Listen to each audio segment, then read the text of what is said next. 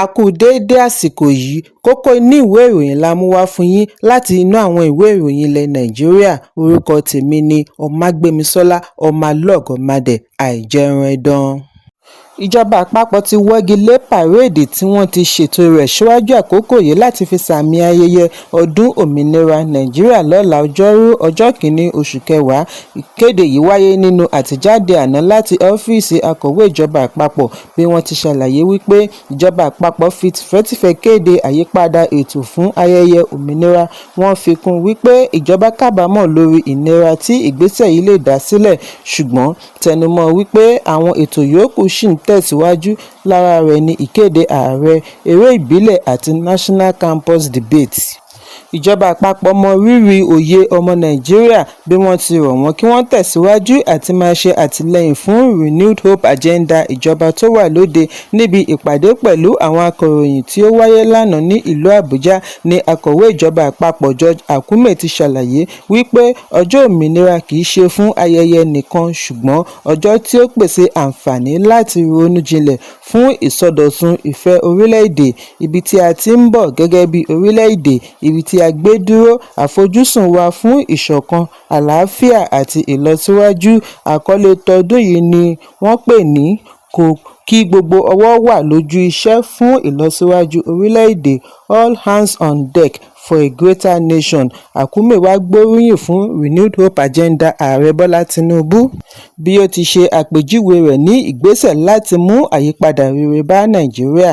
Ẹ̀kúnrẹ́rẹ́ ìròyìn wà nínú ìwé ìròyìn Punch tó jáde lónìí. Oníròyìn fún iléeṣẹ́ amóhùnmáwòrán Arise Somtochukwu Maduagwu ni a gbọ́ wípé àwọn adigunjalè ti ṣekú pa nígbà tí wọ́n lọ ṣe ìkọlù sí ilé rẹ̀ ní Kàtàǹpé, ìlú Àbújá. Ìkọlù yìí wáyé lówùúrọ̀ kùtù àná. Nínú àtẹ̀jáde láti ọwọ́ Hadiza Usman Ajayi gẹ́gẹ́ bí aṣojú iléeṣẹ́ ni wọ́n ti ṣe àpèjúwe Somtochukwu ní òṣìṣẹ́ tí wọ́n fẹ́ràn láàrin iléeṣẹ́ pẹ̀lú ohùn tó dùn gbọ́ létí àwọn òǹwòran bí wọ́n ti fi ìbánikẹ́dùn wọn hàn sí àwọn òbí, tẹ̀gbọ́n-tàbúrò, gbogbo mọ̀lẹ́bí, ọ̀rẹ́ àti àwọn olólùfẹ́ rẹ̀. Wọ́n ní bí ó tilẹ̀ jẹ́ wípé ohùn rẹ̀ ti wà ní dídákẹ́ rọ́rọ́, ẹ̀mí rẹ̀ àti iṣẹ́ àṣelẹ̀ rẹ̀ kò lè kúrò lọ́kàn wọn. Ìyàlẹ́nu ńlá ni ikú rẹ̀ yìí jẹ́ bí wọ́n ti ń pè fún ìwádìí kí wọ́n mú àwọn oníṣẹ́ láabi wọ̀nyí kí wọ́n sì fi wọ́n jófin. Somtochukwu tí àwọn akẹgbẹ́ rẹ̀ àti alábàáṣiṣẹ́pọ̀ rẹ̀ ń pè ní Somi jẹ́ ẹni ọdún 29, 29. Ó darapọ̀ mọ́ ẹ̀ka ìròyìn Arise gẹ́gẹ́ bí ẹni tó jáfáfá tí àwọn òǹwòran rẹ̀ máa ń gbádùn iṣẹ́ rẹ̀. Yàtọ̀ sí iṣẹ́ oníròyìn, ó tún kàwé gboyè nídìí iṣẹ́ agbẹjọ́rò tí gbogbo àwọn tí wọ́n súnmọ́ nífẹ̀ẹ́ rẹ̀. Ìwádìí sọ di mímọ̀ wípé Kọmíṣánná ọlọ́pàá Àbújá Àjàó Adéwálé ti darí ikọ̀ ọlọ́pàá Tactical Team, Special Anti-Robbery Squad àti Special Intelligence Unit láti gba ìṣàkóso ìwádìí lórí ikú Somtochukwu. Orísun ìròyìn láàrin iléeṣẹ́ ọlọ́pàá ní Somtochukwu nìkan ni ó ń dágbé ní Kàtàǹpé, ìletò ní Kubwa sí Kaduna, ìlú Àbújá. Kò ní ẹbí ní Àbújá. Ìlú Port Harcourt, ìpínlẹ̀ Rivers ni àwọn òbí rẹ̀ tẹ̀dó sí. Ẹ̀kúnrẹ́rẹ́ ìròyìn wà nínú ìwé ìròyìn Vanguard tó jáde lónìí. Aṣọ́lé kan security guard ní ọwọ́ ṣìkún òfin ikọ̀ ọlọ́pàá ìpínlẹ̀ Èkó ti bà lórí ẹ̀sùn wípé ó jí ọmọkùnrin ọmọ ọdún 2 ọ̀gá rẹ̀ gbé ní agbègbè Ẹlẹ́mọ̀rọ̀. Ìwádìí sọ di mímọ̀ wípé ìṣẹ̀lẹ̀ yìí wáyé ní ọjọ́ 21 oṣù kẹsàn-án ọdún 2025.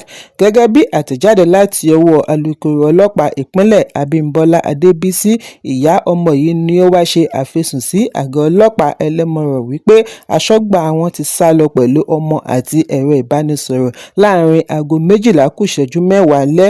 Ó ní lẹ́yìn èyí ni afurasí fi ẹ̀rọ ìbánisọ̀rọ̀ tí ó jí pé bàbá ọmọ yìí láti béèrè fún mílíọ̀nù 5 náírà owó ìdásílẹ̀ kí wọ́n tó rí ọmọ wọn.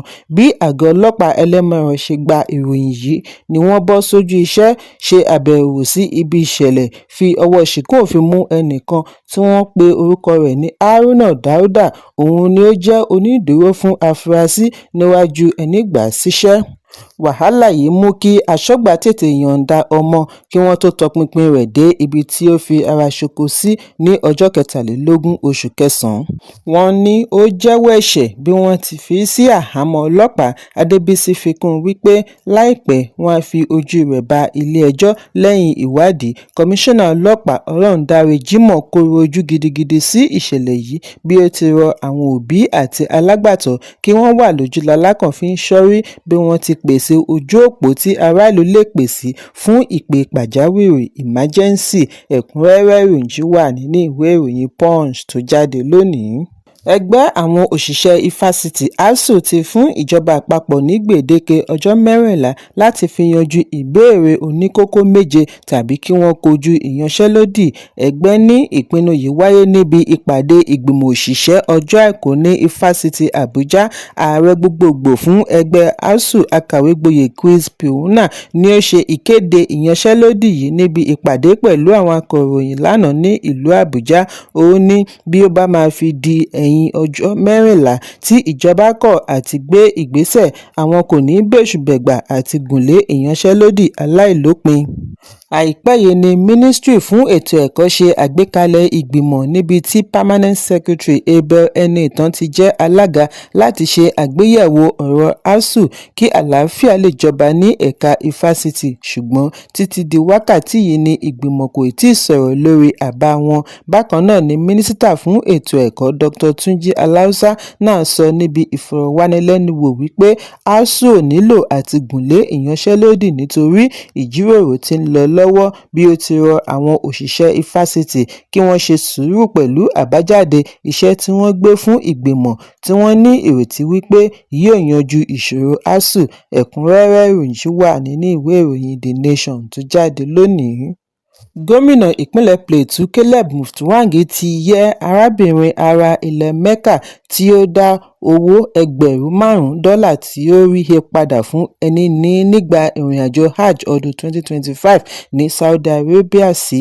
Arábìnrin Hajia Zainab Idris gba inú ìwé ìròyìn ní ìbẹ̀rẹ̀ ọdún yìí lẹ́yìn tí àjọ alámòjútó ìrìnàjò Hajj ní ìpínlẹ̀ Plateau kéde lórí ohun tí wọ́n ṣe àpèjúwe rẹ̀ ní ìwà àrà ọ̀tọ̀ tí ó fi ìwà ọmọlúàbí hàn níbi ìsìn ẹ̀mí. Wọ́n ní kàkà kí ó tọ́jú owó tí ó rí yìí sí àpò ara rẹ̀, níṣe ni Hajia Idris kàn sí àwọn òṣìṣẹ́ Welfare Board tí wọ́n gbìyànjú àti ṣe àwárí ẹni ní owó tí wọ́n sì dá owó náà padà. Níbi ìgbàlejò Hajia Idris pẹ̀lú àwọn ọmọ ẹgbẹ́ Pilgrims Board ní ilé ìjọba ìlú Jos ni gómìnà Mutfwang ti tìkálára rẹ̀ fún obìnrin yìí ní mílíọ̀nù kan náírà. Bí ó ti ní inú òun dùn sí ìwà òtítọ́ tí ó hù àti iyì tí ó kó bá ìpínlẹ̀. Mutfwang gbóríyìn fún Hajia Idris fún bí ó ti jẹ́ àwòkọ́ṣe rere. Ó wá rọ ará ìpínlẹ̀ Plateau àti ọmọ Nàìjíríà lápapọ̀ kí wọ́n gbìyànjú àti máa jẹ́ aṣojú rere nílẹ̀ yìí àti lókè òkun. Ẹ̀kúnrẹ́rẹ́ ìròyìn wà nínú ìwé ìròyìn Daily Post tó jáde lónìí. Ìlúmọ̀ọ́ká aláwàdà àti atọ́kùn ètò Tẹ́jú Oyèlákin tí gbogbo ènìyàn mọ̀ sí Tẹ́jú Babyface ti gba àwọn ọkùnrin nímọ̀ràn kí wọ́n má jẹ́wọ́ ẹ̀sùn àgbèrè fún ìyàwó wọn tàbí ẹnìkejì wọn bí wọ́n bá tasẹ̀ àgẹ̀rẹ̀, nítorí jíjẹ́wọ́ a máa mú kí ìṣòro burú sí i. Lórí ẹ̀rọ ayélujára YouTube ni aláwàdà yìí ti ṣe àfihàn yìí lánàá. Ó ní ìgbésẹ̀ jíjẹ́wọ́ ẹ̀ṣẹ̀ yìí ni ó burú jù, a sì máa ba nǹkan jẹ́. Tẹ́jú ṣàlàyé wípé ọ̀pọ̀ ni ó ti ṣìnà lórí ìjẹ́wọ́ ẹ̀ṣẹ̀ gẹ́gẹ́ bí ó ti wà nínú Bíbélì wípé jíjẹ́wọ́ ẹ̀ṣẹ̀ yẹ kí ó jẹ́ sí Ọlọ́run kì í ṣe fún ènìyàn. Ó ní àwọn kan a máa tan ara wọn pẹ̀lú èròǹgbà wípé bí àwọn bá ti jẹ́wọ́ ẹ̀ṣẹ̀ àwọn ti di olóòótọ́, bẹ́ẹ̀ ara wọn ni wọ́n ń tàn, nítorí wọ́n kàn mú àjàgà ọrùn wọn fúyẹ́ ni, èyí kò ṣe ẹnìkejì rẹ̀ láǹfààní. Bí ìgbà tí ènìyàn ń wá ẹni máa bá a gbé àjàgà ẹ̀ṣẹ̀. Aláwàdà yìí ṣe àríyànjiyàn wípé ìjẹ́wọ́ ẹ̀ṣẹ̀ kì í sábà mú àtúnṣe bá ìbáṣepọ̀, kàkà bẹ́ẹ̀ a tún máa walẹ̀ jìn nínú ọgbẹ́ egbò ọkàn, a sì máa mú kí ènìyàn má lè jẹ́rìí ara ẹni mọ́. Láfikún, Tẹ́jú ní kò sí àǹfààní tí ìjẹ́wọ́ ẹ̀ṣẹ̀ ń ṣe, ìrora àti ọgbẹ́ ọkàn ló ń dá sílẹ̀. Ó ṣe àpẹẹrẹ ọ̀rẹ́ rẹ̀ kan tí ó jẹ́wọ́ ẹ̀ṣẹ̀ fún ìyàwó rẹ̀ lọ́dún 15 sẹ́yìn tó sì ń kábàámọ̀ rẹ̀ dòní. Ó ní ìrònúpìwàdà tòótọ́ ní í ṣe pẹ̀lú àyípadà ìwà, kì í ṣe àfẹnujẹ́wọ́, bí ó ti rọ àwọn ọkùnrin kí wọ́n dẹ́kun àti máa ṣàgbèrè yálà tí wọ́n fi ń wá ọ̀nà àti jẹ́wọ́ ẹ̀ṣẹ̀.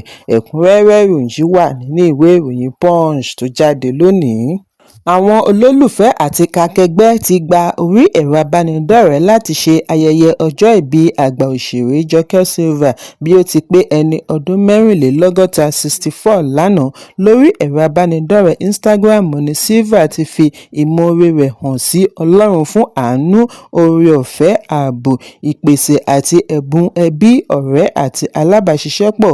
Lẹ́yìn àtẹ̀jáde yìí ni àwọn olólùfẹ́ àti afẹ́nifẹ́re dá ìkíni kú oríire bò ó. Lára wọn ni Mo Abudu àti Sean George tí wọ́n gbàdúrà fún àlàáfíà, ọrọ̀ àti àṣeyọrí bí wọ́n ti gbóríyìn fún un lórí ipa rẹ̀ sí ẹ̀ka eré ní Nàìjíríà. Ẹ̀kúnrẹ́rẹ́ ìròyìn yìí wà nínú ìwé ìròyìn The Nation tó jáde lónìí. Kókó inú ìwé ìròyìn àsìkò yìí kò ní jù báyìí lọ.